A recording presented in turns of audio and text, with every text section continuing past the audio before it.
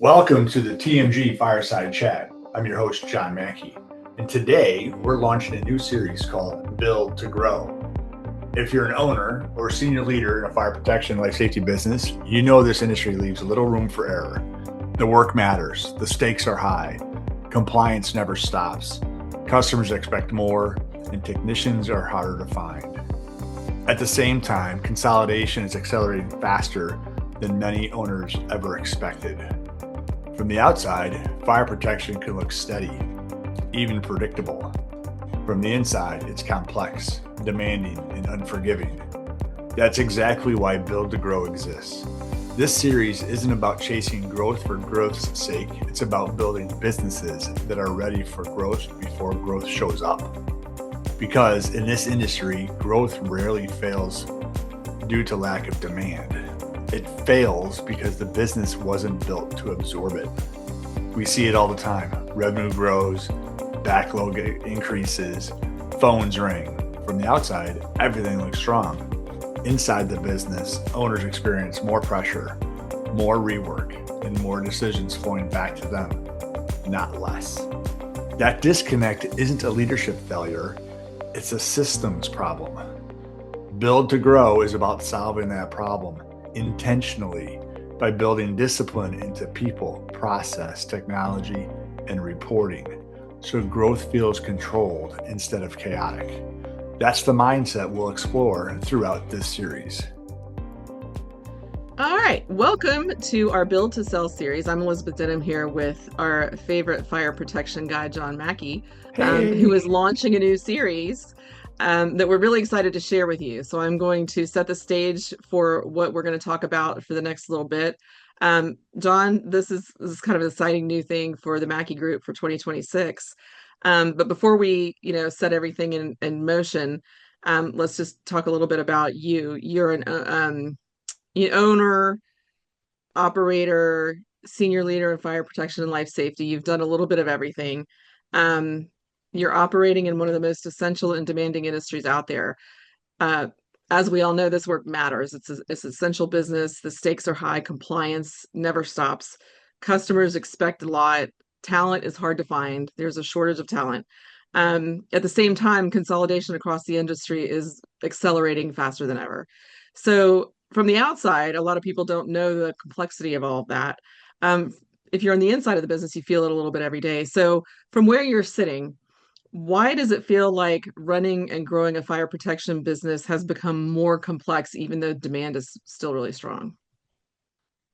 Well, if I think first and foremost, I want to thank you for the opportunity. Really, grateful to have this platform to be able to, keep the discussion going with regard to the challenges the fire protection industry faces.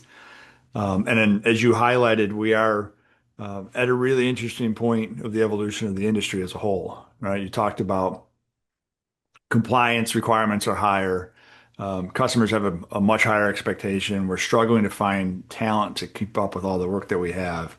And this consolidation is really changing, the structure of the industry. It's changing, moving the deck chairs around as to who's who, and what it means to grow your business. And so I feel it's appropriate to find a method, find a pathway to educate fire protection contractor owners on the processes, the technology, the um, um, organizational needs required to operate in today's environment, right? You look at the evolution or the growth of a fire protection contractor owner, a lot of them were technicians to start. They know the technical aspect of the product. They know the code inside and out, but never thought that they'd be entering a business and have the expectation of it to grow year over year over year over year. And so the Build to Grow series is an opportunity for the Mackey Group and my resources to be able to pay things forward and help owners give themselves options over time, right? It's about growing your business, really understanding ways to work on your business and not necessarily so much in your business, and really understanding what that means. Yeah. So let's define too who this is for. Like, who is this going to benefit before we get too deep into it? Um, this is for owners who feel like growth is harder than it should be, operators who are carrying too much of the business on their own shoulders, senior leaders who are trying to professionalize operations without losing the culture, which is a big thing in the fire protection space. Even contractors who might not be ready to sell, but want to be ready if the opportunity shows up. So you don't necessarily need to think I'm ready to sell my business right this minute, but this is a build to grow series of informational opportunities for anybody and really everybody who should be thinking along those lines as they grow. Who do you want to benefit from this? Well, I think like you said, it does, apply to owners. It does apply to operators, senior leaders trying to figure out how do I run my department? How do I figure out how to grow my department and change the way my business is operating? I think at its core, it's intended to give owners and industry leaders optionality or options on what they do with their business. The Build to Grow series is intended to get in front of those owners and those operators and teach them, guide them on what you good business practices look like in today's environment. Number one, number two, as they commit to growing their business, change the way they operate their business, it does create a situation for options.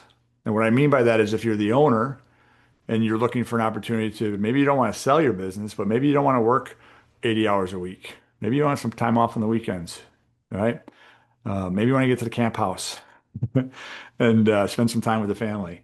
And so in that context, you're going to have business processes that support you, the owner, not being involved in the business every minute of the day.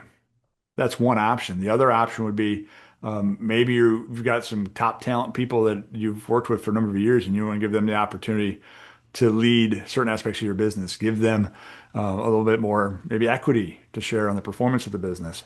But they need to learn how to do that and sharing and hearing from other industry professionals about the ways to do that.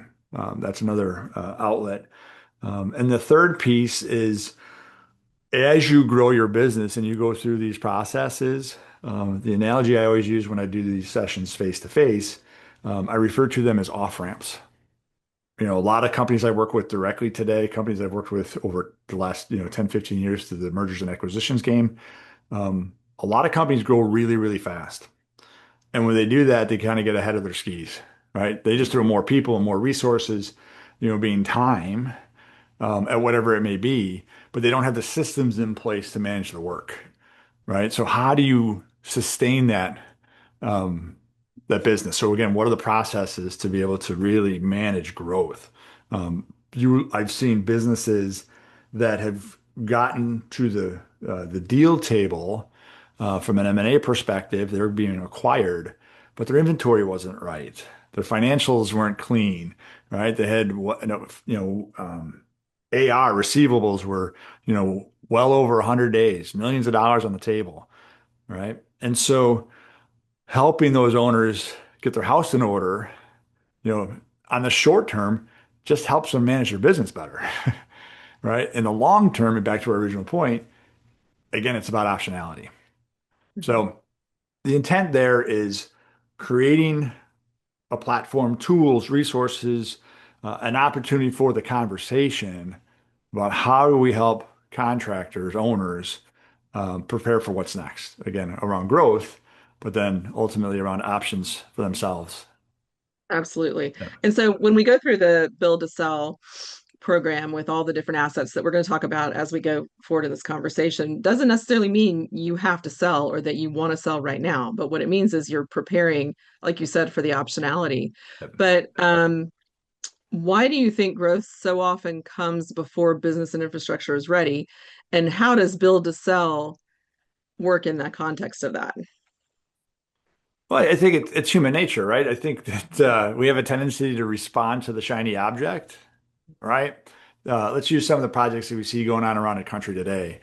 Uh, a data center, they're building these mega data centers today. They're well over 1 million square feet. They're going to drop it in the middle of nowhere, Mississippi.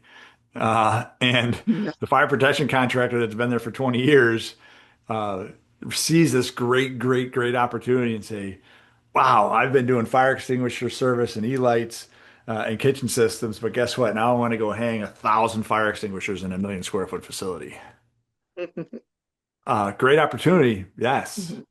But do they have the capital to go secure the inventory? Do they Right. have the resources, the technicians to go out and do the work today to Mhm. hang them and install them? And then number on the other side of it, then to service them over time because you want to be able to get that service contract.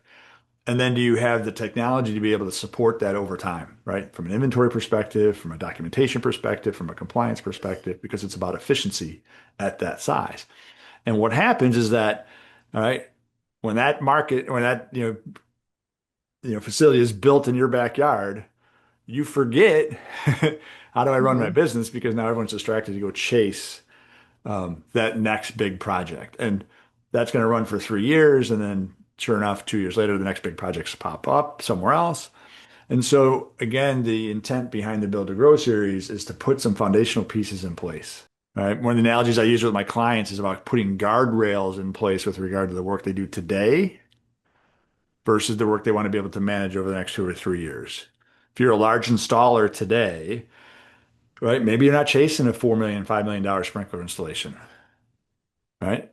Let's put guardrails around it so your resources can now go pursue more service related work, which is much more predictable and sustainable over time. So in terms of optionality, it matters. It seems like right now with this scalability of businesses and the, the private equity that comes in and the consolidation of the market, it seems like it's more important than ever, right? You've got to understand where you are, what the market is, and where you want to go to some degree. So how does optionality reduce pressure on owners? First and foremost, I think it gives them a different perspective with regard to do I need to sell today or do it because all my partners, all my peers in my community or people that I've been going to the trade shows with for years have sold. Mhm. So does that mean I have to sell now? Number one. Number two, um, if I look at how I run my business today, all the things that I'm responsible to manage, if I'm going to grow my business, I need additional resources to grow the business. Because you can't do it by yourself. You can't scale it, you know, can't grow your business at, 8, 10, 12% a year without pulling your team into the mix to give yourself that option to grow in that context. The optionality of having more people to do the work in the context and the processes that are so expected for today, right?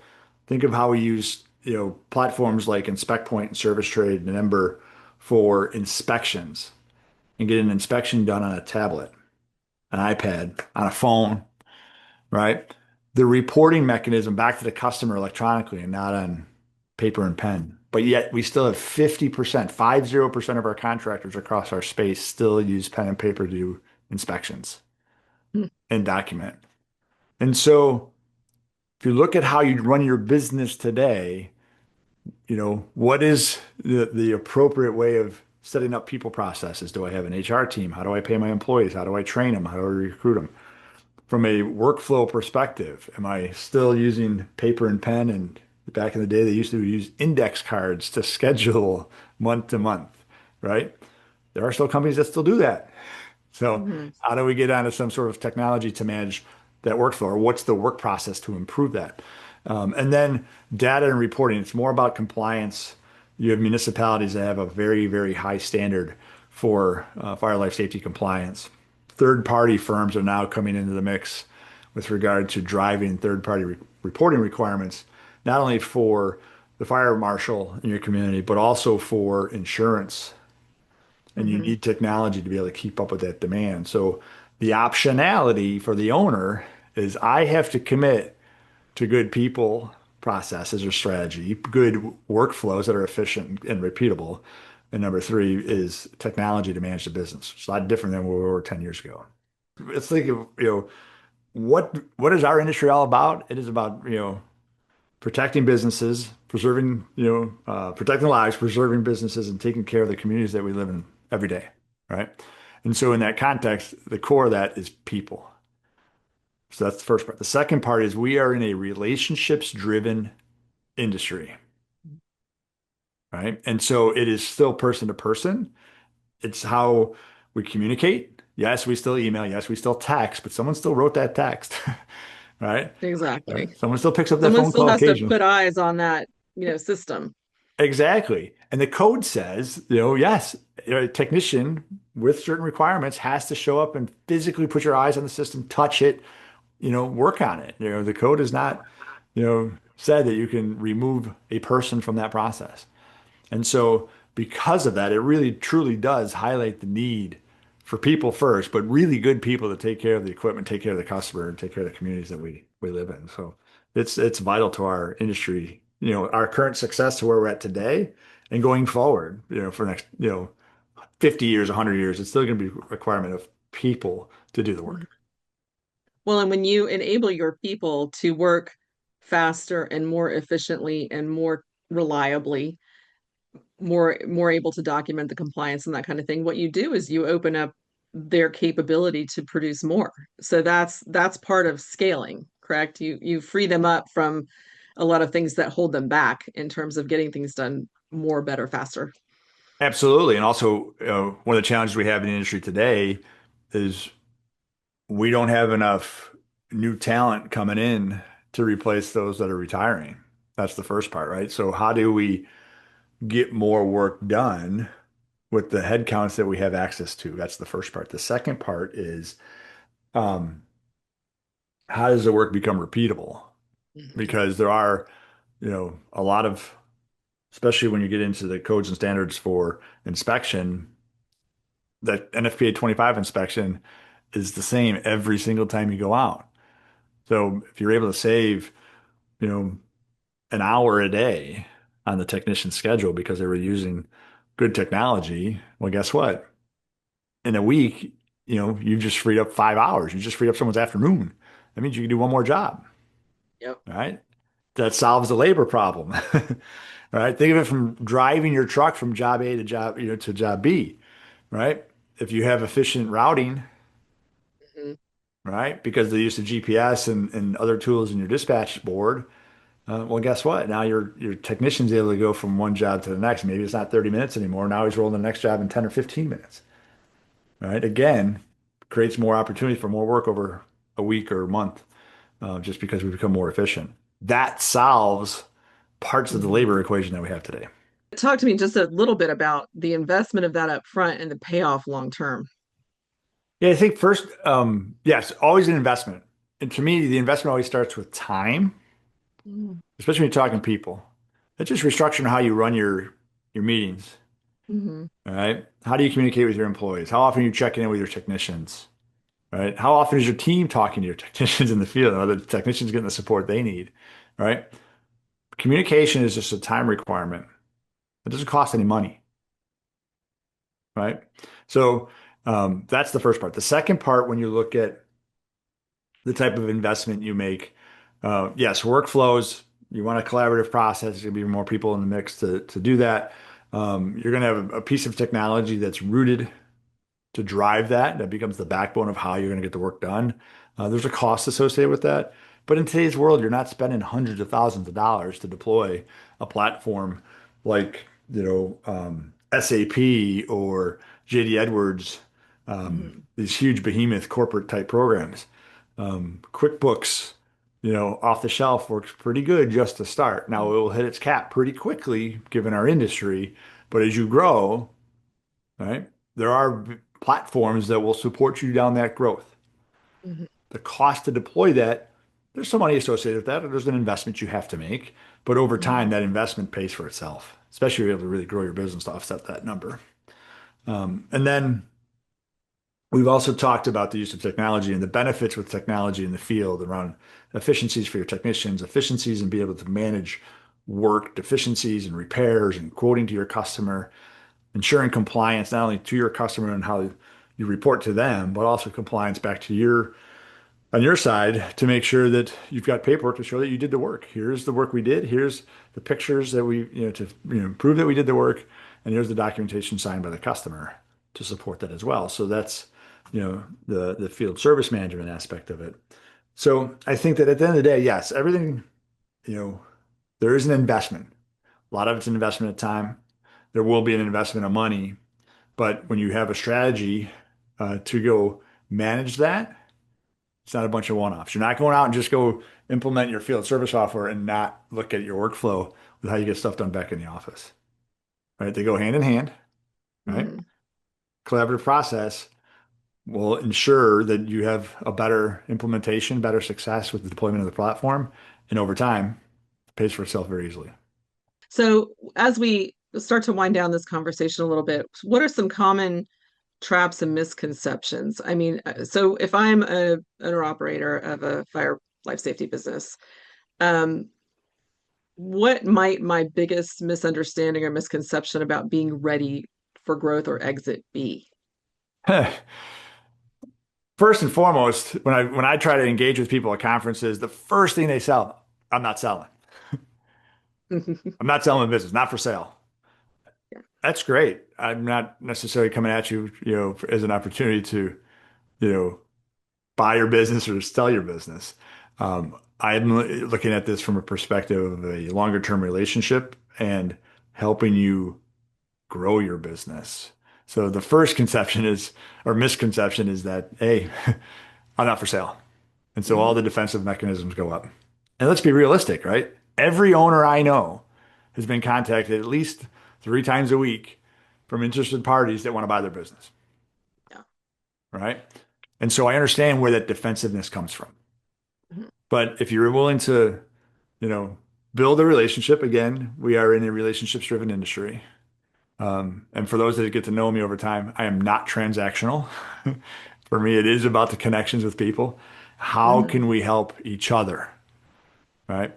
If I can help you grow your business, that gives me more experiences I can then go help somebody else, right? And so in Sure, that sure. context, um, let's really understand the opportunity to get beyond just selling your business and create options for yourself, right? It may be as simple as, what's your succession plan for your organization, the effect that in the opportunity or in the situation, unfortunate or not, that you get run over by a beer truck, right? Exactly. Or you get diagnosed with cancer, Mhm. right? We've got a number of baby boomer owners that are in their 60s and 70s, and they don't have a plan yet as to what they're going to do with their business. If it's their family, if it's a nephew, if it's selling it to, a competitor in their marketplace, Mhm. and at the end of the day, again, really understand, no, you don't have to sell your business today. At some point you're going to, might be 5, 10, 15, 30 years from now. But what pieces do you put in place today to put the foundational pieces in place so that you've got options? Got to get Right. past Well, the transaction. yes. And so my next question was going to be about what conversations owners tend to have too late. And I would imagine this would be a big one because you may not want to sell right now. But if you don't know what value drivers are going to drive the value of your business up for when you are ready to, you're missing a lot of opportunity and you're missing a lot in terms of what you may be able to make, right? Absolutely. I've seen too many situations where the sellers left a little bit too much money on the table because they Mhm. weren't ready. But yet there was some outlying force that was telling them they had to sell. Yeah. And if you That's do not, I that when mean, you're yeah, unprepared, you're gonna lose out on a ton of money. absolutely. Again, it's goes back to the options, right? We don't know when we're going to be faced with a very difficult medical situation, right? Or some other dynamic family relationship that a divorce that Mhm. forces the owners to do something different, right? And so having these pieces in place at least start to lay the foundation for, the analogy I make reference to is always these off ramps. What's the first off ramp I come to? Doesn't mean you have to get off the road, but oh, that's an option. Here's the second option. Here's the third option. They will always present themselves, some in really good context, some in bad context, but nonetheless, you're going to have to make a decision. So, in talking to our listeners and our viewers, if you're looking at this and you're thinking, I'm busy, I'm not sure I want to sell, I'm not ready to sell, I don't want to sell right now, but you're also thinking, I don't even know if my business would be ready to sell. This is the kind of material that is meant for you. So if that is the case and you're seeing this online, then shoot John a note and say ready to talk about it, and we'll talk about it. But before we wrap up, John, let's talk about what Build to Grow really is going to be encompassing, because we may have video series that take a deeper dive on the different elements that we've touched on today, but there are also other things that we're going to bring into this process. So tell us a little bit about how you envision Build to Grow forming as we go into the year. Yeah, I think first and foremost is to get the information out, right? The first vehicle we have is a newsletter or a blog, depending on what the language you want to use for that. That's the first part. The second part is a podcast. This is going to be out in some video format to kind of set the context about what the Build to Grow series is all about.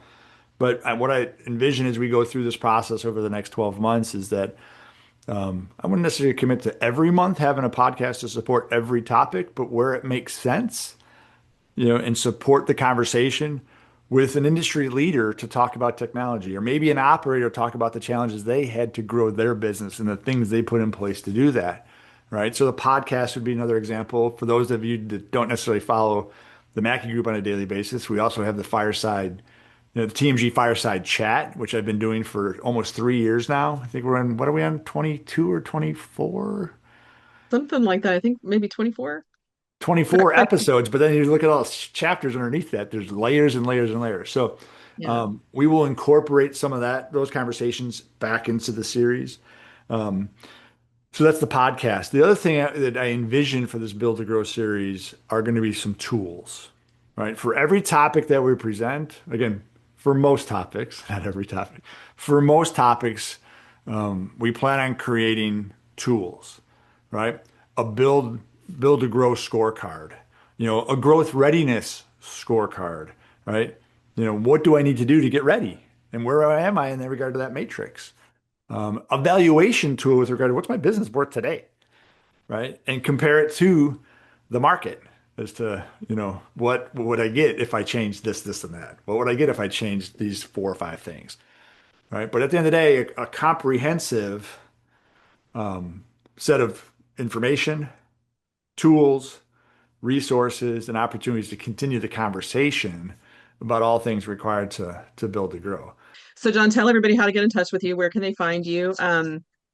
How is what is the first best step to take for somebody who's interested in analyzing their readiness? So first and foremost, everything we're going to be doing is going to be going through the Mackey Group LLC.com website, right? I think we're going to be end up creating a Build to Grow series page to get everyone down that right path so that, you don't want to look at the whole website. I encourage you to. There's a lot of good information in there. But if you're really focused because you have limited time, the Build to Grow page will be, where your resources start. It's going to start with this podcast, and then you'll start to see the newsletters, and that's where we'll start to populate additional podcast episodes. We'll start to populate the tools that we're talking about building month to month, and then so that's the first part.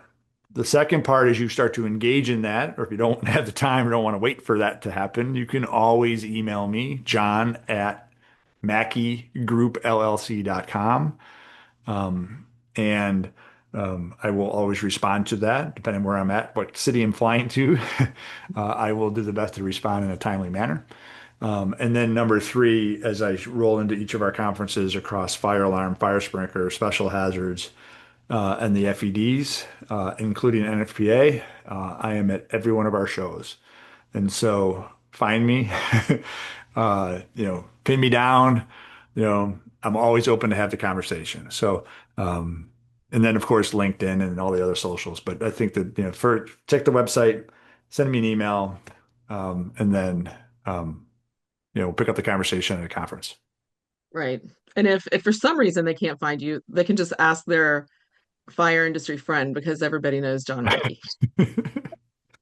Uh, some people have referred to me as the mayor of fire protection because I've shaken Fair a lot fire of hands protection. and kissed a lot of babies. There you go.